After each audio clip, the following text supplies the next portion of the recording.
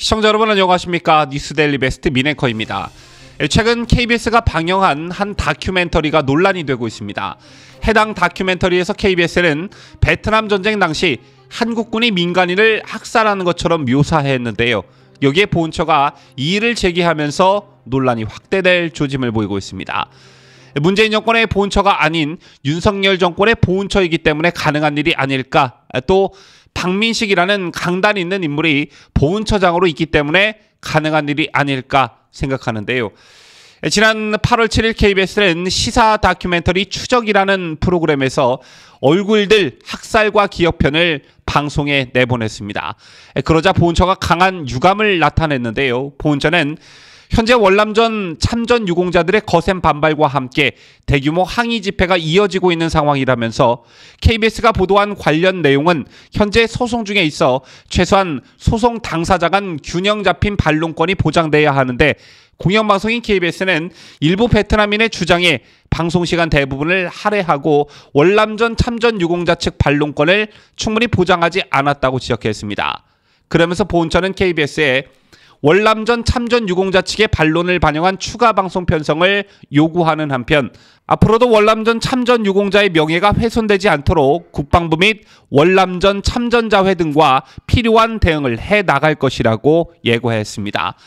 월남전 참전 유공자 측 반론권을 충분히 보장하지 않았다는 보훈처의 지적에 KBS는 피해 마을에서 생존한 베트남 주민들이 우리 정부를 상대로 한 민사소송이 진행 중에 있고 올해 안에 1심 선고가 내려질 예정이라면서 선고 결과를 바탕으로 당시 상황과 월남전 참전 유공자회의 견해를 담은 후속편을 제작할 것이라고 밝혔는데요. 접근 방법부터가 잘못됐지요. 제초에 이런 다큐를 편성하려면 동일 방송에서 양측의 상반된 주장을 동등하게 실었어야지 한쪽의 일방적 주장만을 담은 다큐를 일단 내보내고 재판 결과에 따라 추후에 유공자 측의 견해를 담은 방송을 제작할 예정이라고 하는 건 이해할 수 없는 대목입니다. KBS라는 방송의 파급력으로 대중이 잘못된 주장을 기정사실로 받아들여 잘못된 여론이 형성될 수 있기 때문인데요. 여기에 박민식 보훈처장도 강한 불만을 나타냈습니다. 박 처장의 부친께서는 1972년 월남에서 전사한 고 박유근 중령입니다. 자신이 월남전 참전용사의 아들임을 밝힌 박 처장은 KBS를 향해 아버지 얼굴이 잘 기억나지는 않지만 늘 나라를 위해 싸우다가 돌아가신 저의 영웅이셨다면서 제가 학살자의 아들이 아니라 참전 영웅의 아들이듯 대한민국 32만 5천 명의 젊은 장병들도 국가의 부름에 한 번뿐인 청춘을 바친 영웅들임을 잊지 마시라고 했습니다.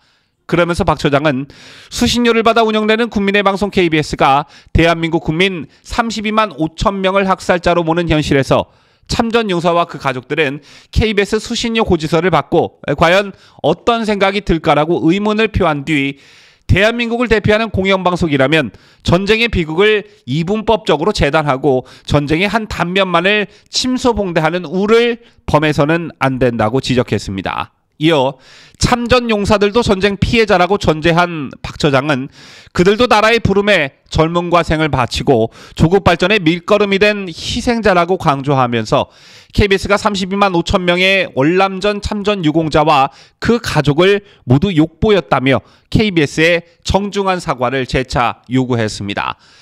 자, 베트남 전쟁 당시 한국군의 민간인 학살 주장이 언제 어디서부터 시작됐는지 잘 모르시는 분들 많으실 겁니다. 이 주장은, 즉 월남전 참전 한국군이 현지 양민들을 학살했다는 주장은 지금으로부터 약 20여 년 전 한겨레 신문 기사에부터 시작됐습니다.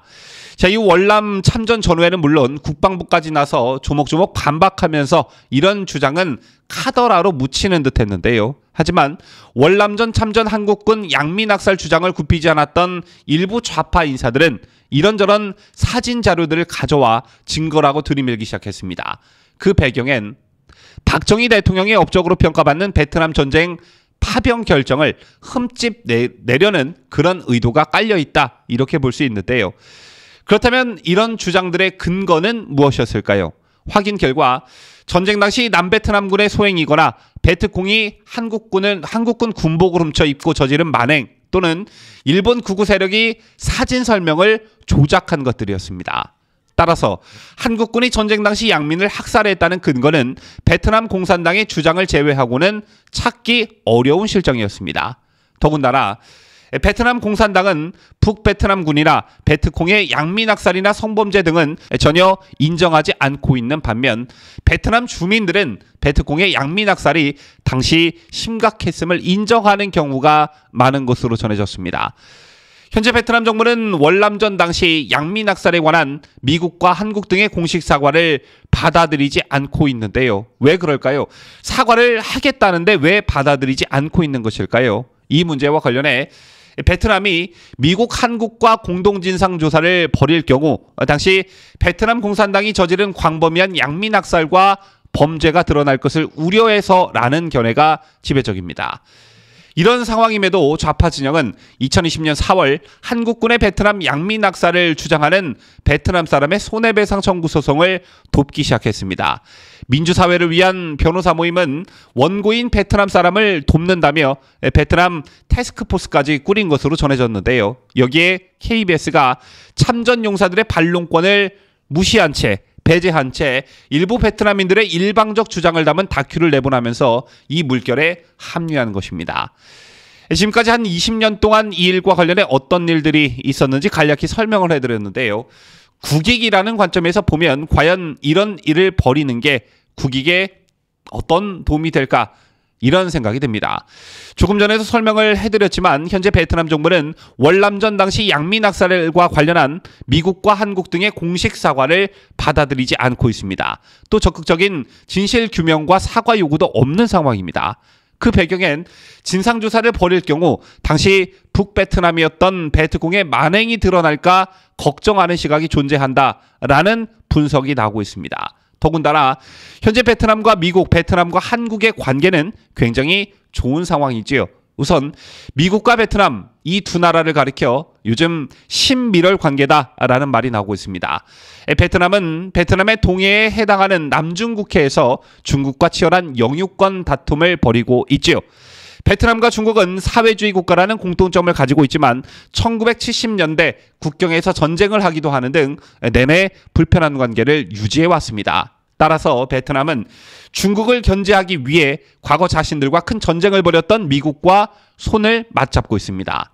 그리고 우리나라와 베트남의 관계는 어떻습니까? 올해 6월 기준 베트남 외국인 직접 투자 규모에서 한국은 2위를 기록하고 있습니다. 이재용 삼성전자 부회장과 신동빈 롯데그룹 회장 등 한국의 재계 회장들의 베트남 방문 러시가 이어지고 있고 막대한 투자 계획들이 발표되고 있습니다. 이 밖에 민간 차원에서의 국제결혼과 양국을 찾는 관광객 수도 굉장히 많은 상황이죠. 이런 상황에서 굳이 궁극적으로 베트남 당국도 원치 않는 일을 왜 벌일까? 이런 궁금증이 들 수밖에 없고요. 또 다른 의구심은 좌파 세력들은 왜 베트남 전쟁의 명과 암 중 어두운 측면만을 부각하려 하는가 이겁니다. 베트남 전쟁에 참전한 대표적 한국군 부대는 맹호 부대와 청룡 부대가 있습니다. 익히 잘 알려졌다시피 맹호 부대와 청룡 부대는 베트남전에서 맹위를 떨쳤다고 하죠. 이처럼 한국군이 전쟁터에서 활약할 수 있었던 것은 한국 전쟁을 경험한 지휘관들이 있었기 때문에 가능한 일이었습니다. 대대장급 이상은 대부분 한국 전쟁을 경험한 지휘관들이었다고 하는데요. 전쟁에서 경험은 제일 중요한 무기였고 시간이 지나면서 한국군은 현지의 상황에 빠르게 적응하는 한편 베트남에서의 독특한 자체 전술을 마련하면서 많은 성과를 달성했습니다. 또한 현재 생존해 있는 베트남 전쟁을 경험한 베트남민들 중엔 한국군에 대한 좋은 기억을 가지고 있는 사람들도 많습니다. 베트남 전쟁을 경험한 한 베트남인은 한국군이 다른 지역에서 싸우다 베트콩으로 의심되는 사람들을 잡아오면 민간인으로 확인되거나 베트콩이 아닌지 불확실하면 풀어주고 베트콩으로 판명된 사람들만 데리고 갔다고 증언했습니다. 6.25 전쟁처럼 동족이 벌인 베트남 전쟁의 경우 제3국으로 전쟁에 참여한 한국군으로서는 누가 아군이고 누가 적군인지 판별하는 일 또한 굉장히 어려웠을 겁니다.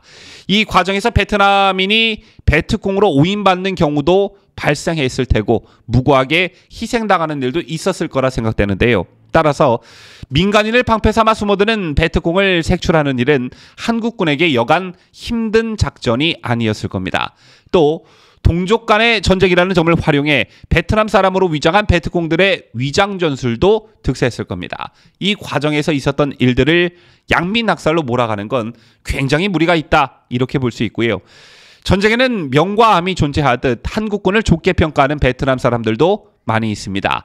한국군 군복을 입은 군인의 사진을 보여주자 단박에 이름을 기억해낸 베트남민은 한국군에 대한 좋은 인상을 간직하고 있었습니다.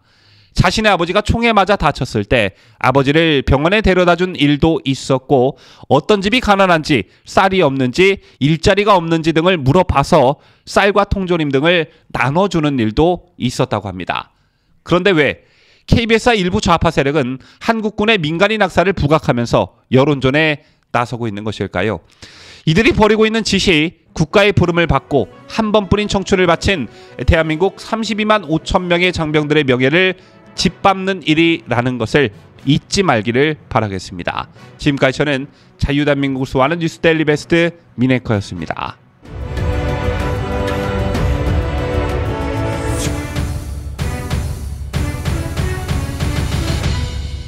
함께해요. 뉴스데일리 베스트.